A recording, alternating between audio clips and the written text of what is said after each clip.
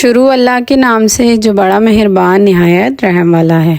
अस्सलाम वालेकुम मेरे प्यारे यूट्यूब फैमिली, कैसे हैं आप? उम्मीद है सब खैरियत से होंगे, खुश होंगे, आबाद होंगे, हैप्पी होंगे। मेरी दुआ है आप जहाँ भी रहें हैप्पी रहें, खुश रहें और हमेशा अच्छे और हेल्दी खाने खाते रहें। जी हाँ, आज भी एक बेहतरीन सी रेसिपी के साथ आपकी खिदमत में हाजिर हूँ, तो मेरे साथ रहिएगा। और अगर चैनल को अभी तक सब्सक्राइब नहीं किया तो फ़ौरन से चैनल को सब्सक्राइब कर दें। शुक्रिया। आज बहुत ही बेहतरीन और टेस्टी सी रेसिपी के साथ आपकी खिदमत में हाजिर हुई हूँ, तो मेरे साथ रहिएगा। यहाँ पे मैंने ले लिए हैं 2 अदद अंडे। हाँ जी, आज इन अंडों से ही हम टेस्टी रेसिपी बनाएंगे। यहाँ पे हमने बोल के अंदर दोनों अंडों को तोड़ लिया है।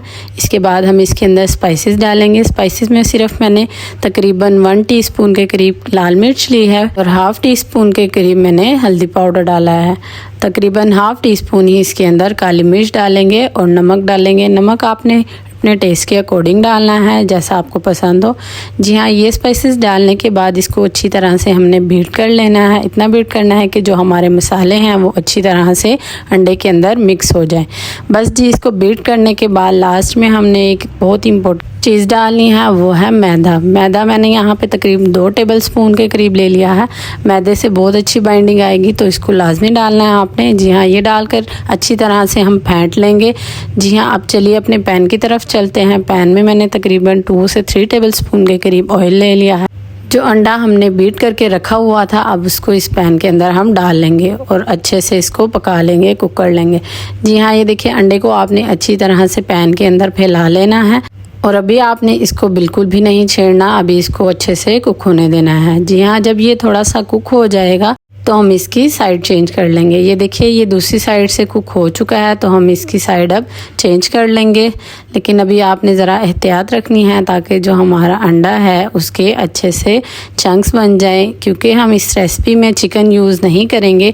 तो हमने इसी अंडे से मज़ेदार किस्म के चंक्स बनाने हैं जो कि यहाँ पे चिकन का फ्लेवर देंगे। जी हाँ, ये देखिए, अब अंडा दोनों साइड से कुक हो चुका है। इसके हम बारीक बारीक चंक्स कर लेंगे और अच्छे से कुक कर लेंगे। जी हाँ, ये देखिए, यहाँ पे इसके जो हैं वो चंक्स हो चुके हैं। बस अब हमने दूसरे स्टेप की तरफ जाना है। अब मैंने दोबारा से पैन के अंदर 3 टेबलस्पून के करीब ऑयल ले लिया है और इसके अंदर मैंने थोड़ा सा क्रश हुआ लहसुन डाल दिया है। लहसुन को हम थोड़ा सा कड़कड़ा लेंगे।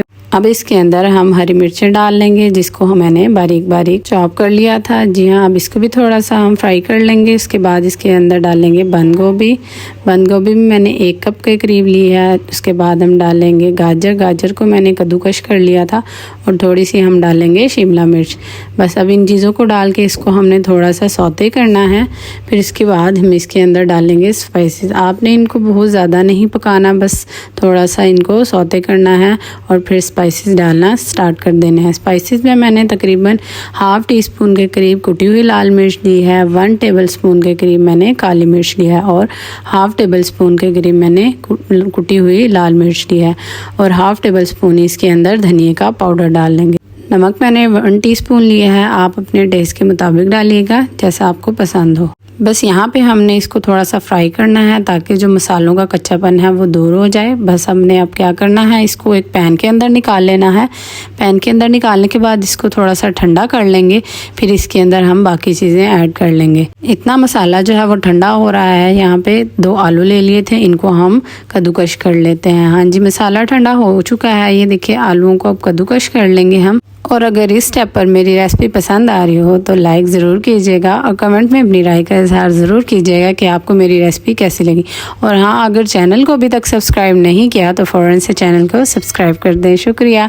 जी हाँ, बस जी, हमने जो आलू हमने ग्रेट करके रखे थे वो अब हम इस मसाले के अंदर डाल देंगे और जो हमने अंडे के चंक्स बना कर रखे थे वो भी हम इसके अंदर डाल देंगे और ऊपर से डाल देंगे हम इसके अंदर हरा धनिया, जो कि बहुत ही खूबसूरत लगेगा और कबाब को 4 चांद लगा देगा। जी हाँ, बस अब हमने इनको अच्छी तरह से करना है मिक्स और कोटिंग की तैयारी कर लेंगे। यहाँ पे कोटिंग हम बड़े यूनिक तरीके से करेंगे। यहाँ पे मैंने सवियाँ ले ली हैं जो कि बारीक हैं।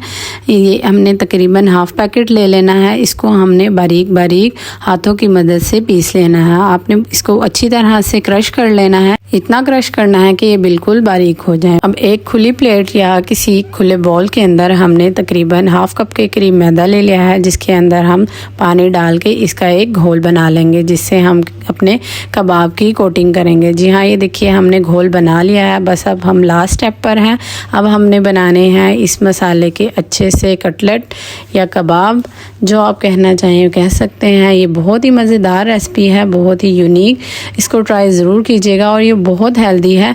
जी हाँ, ये देखिए आपने इस तरह से इसके कटलेट बना लेने हैं। ये बहुत मज़े के बने थे। जी हाँ, अब यहाँ पे सारे जो कटलेट हैं वो रेडी हो चुके हैं। बस अब हमने इनकी कोटिंग करनी है। सबसे पहले हम इसको मैदे वाले घोल में डिप करेंगे। मैदे वाले घोल में डिप करने के बाद हम इसके ऊपर सवैयाँ लगा लेंगे। सवैयाँ बहुत मज़े की लग रही थी इसके ऊपर, तो आप ज़रूर ट्राई कीजिएगा। सवैयों वाली ये रेसिपी बहुत मज़े की बनी थी। बस जी, यहाँ आपने अच्छी तरह से सवैयों की करनी है कोटिंग। जी हाँ, कटलेट बहुत मज़े के बनेंगे सवैयाँ लगाकर, तो ये यूनिक रेसिपी ज़रूर ट्राई कीजिएगा। बस ये देखिए बहुत ही खूबसूरत लग रहे थे। और इसी तरह से आपने सारे जो हमारे कटलेट हैं उनको रेडी कर लेना है। बस अब पैन के अंदर हम लेंगे ऑयल डालकर हम इसके अंदर अपने जो कटलेट हैं उनको फ्राई कर लेंगे। आपने इनको बिल्कुल लो फ्लेम पर फ्राई करना है, ताकि जो हमारी सवैयाँ हैं वो बहुत ही मज़े की और कुरकुरी सी बनकर तैयार हों और कटलेट को चार चांद लगा दें। बस जी, आपने इनको उल्टा पलटा लेना है और अच्छी तरह से दोनों साइड से फ्राई कर लेना है। ये देखिए कितना खूबसूरत कलर आ रहा है इसके ऊपर।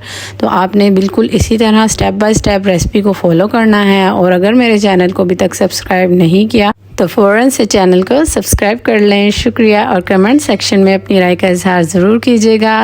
और अगर मेरी रेसिपी पसंद आई हो तो लाइक ज़रूर कीजिएगा। शुक्रिया। जी हाँ, बस अब मुझे दीजिए इजाज़त। दुआओं में याद रखिएगा। अल्लाह हाफिज़ and stay tuned for more recipe. Enjoy the recipe.